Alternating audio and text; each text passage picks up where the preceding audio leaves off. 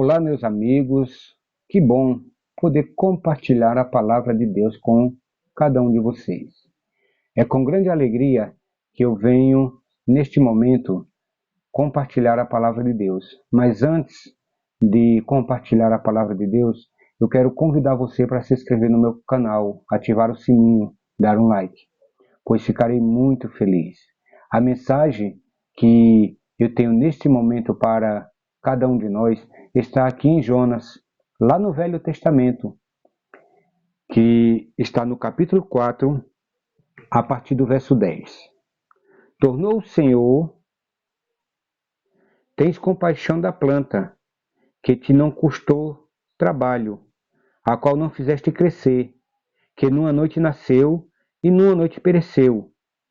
E não hei de eu ter compaixão da grande cidade Nínive, em que há mais de 120 mil pessoas que não sabem discernir entre a mão direita e a mão esquerda, e também muitos animais.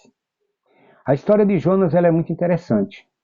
Jonas, um profeta de Deus, foi chamado por Deus para pregar o evangelho em Nínive. Só que Jonas foi rebelde. Ele pegou uma embarcação e viajou para outra cidade. No meio do caminho, houve uma tempestade. E essa tempestade que aconteceu, os marinheiros ficaram apavorados e descobriram que Deus tinha lançado essa tempestade para que Jonas entendesse qual o propósito da vida dele, qual a mensagem, qual a missão que Deus tinha mandado para ele. Quando os marinheiros descobriram que eram Jonas, lançaram ele ao mar. Jonas foi tragado por um grande peixe e neste grande peixe ele orou a Deus. Depois que isto aconteceu, o peixe vomitou Jonas na areia da praia e então ele foi para a cidade de Nínive. Deus, de imediato, ele falou que a cidade de Nínive seria destruída. Só que Jonas, quando pregou a mensagem, dizendo que a cidade ia ser destruída, todo o povo se arrependeu. E quando o povo se arrependeu, Deus mudou a direção. Em vez de destruir a cidade, ele fez com que todo o povo ali aceitassem a misericórdia do seu amor. Só que Jonas não gostou disso, não gostou dessa atitude de Deus e pediu para ele a sua morte. Só que Deus, ele é supremo em todas as coisas. E Jonas saiu da cidade e foi sentar-se aos redores da cidade. Deus fez nascer uma planta e essa planta ela cobriu e deu sombra para Jonas. Só que no dia seguinte, Deus fez nascer um verme e esse verme comeu a planta.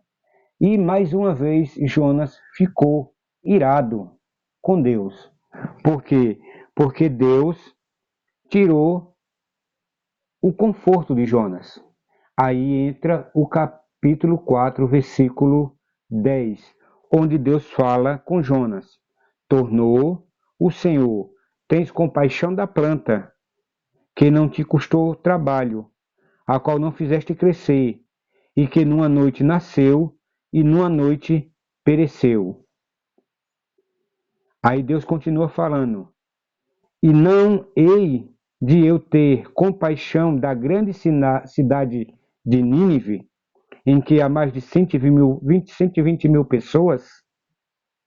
Vou ler novamente. E não hei de eu ter compaixão da grande cidade de Nínive, em que há mais de 120 mil pessoas que não sabem discernir entre a mão direita e a mão esquerda, e também muitos animais? Jonas estava preocupado com a planta e não estava preocupado com as pessoas.